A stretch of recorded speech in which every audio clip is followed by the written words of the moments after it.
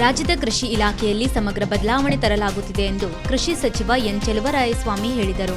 ಅವರು ಮಂಗಳವಾರ ಹಳಿಯಾಳದ ಪುರಭವನದಲ್ಲಿ ಮುಂಗಾರು ಬೀಜ ಬಿತ್ತನೆ ಅಭಿಯಾನಕ್ಕೆ ಚಾಲನೆ ಹಾಗೂ ಕೃಷಿ ಯಂತ್ರೋಪಕರಣ ವಿತರಣಾ ಕಾರ್ಯಕ್ರಮ ಉದ್ಘಾಟಿಸಿ ಮಾತನಾಡಿದರು.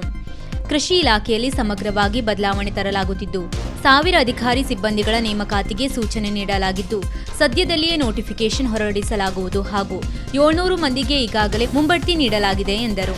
ರಾಜ್ಯದ 224 ವಿಧಾನಸಭಾ ಕ್ಷೇತ್ರ ವ್ಯಾಪ್ತಿಯಲ್ಲಿ 24,000 ಕೃಷಿ ಹೊಂಡ ನಿರ್ಮಿಸುವ ಗುರಿ ಹೊಂದಲಾಗಿದೆ.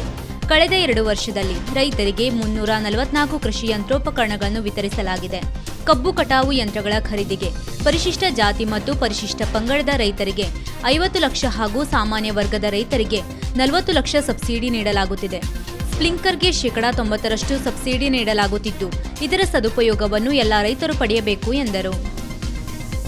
ಆಡಳಿತ ಸುಧಾರಣಾ ಆಯೋಗದ ಅಧ್ಯಕ್ಷ ಹಾಗೂ ಹಳಿಯಾಳ ಶಾಸಕ ಆರ್.ವಿ. ದೇಶಪಾಂಡೆ ಮಾತನಾಡಿ, ರೈತರು ತಮಗೆ ವಿತರಿಸುವ ಕೃಷಿ ಯಂತ್ರೋಪಕರಣಗಳನ್ನು ಬಳಸಿಕೊಂಡು ಆರ್ಥಿಕ ಸುಧಾರಣೆಯ ಜೊತೆಗೆ ಕೃಷಿ ಉತ್ಪನ್ನಗಳನ್ನು ಹೆಚ್ಚು ಮಾಡಿಕೊಳ್ಳಬೇಕು.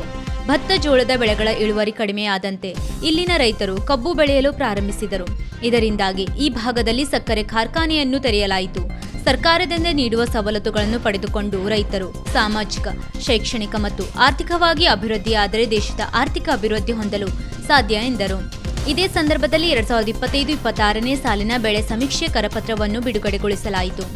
ಕೃಷಿ ಇಲಾಖೆ ಆಯುಕ್ತೆ ವೈಎಸ್ ಪಾಟೀಲ್, ಜಿಲ್ಲಾಧಿಕಾರಿ ಕೆ ಲಕ್ಷ್ಮೀಪ್ರಿಯಾ, ಕೃಷಿ ಇಲಾಖಾ ನಿರ್ದೇಶಕ ಡಾಕ್ಟರ್ ಜಿಟಿ ಪುತ್ರ, ಜಿಲ್ಲಾ ಪಂಚಾಯತ್ ಉಪಕಾರ್ಯದರ್ಶಿ ಪ್ರಕಾಶ್ ಹಾಲಮನವರ್, ಹಳಿಯಾಳ ಪುರಸಭೆ ಅಧ್ಯಕ್ಷೆ ಪಾರ್ವತಿ ಅಗಸರ, ಉಪಾಧ್ಯಕ್ಷೆ ಲಕ್ಷ್ಮೀ ವಡ್ಡರ್, ಕೃಷಿ ಇಲಾಖೆ ಜಂಟಿ ನಿರ್ದೇಶಕ ಶಿವಪ್ರಸಾದ್ ಗಾಂವ್ಕರ್ ಮತ್ತಿತರರು ಉಪಸ್ಥಿತರಿದ್ದರು.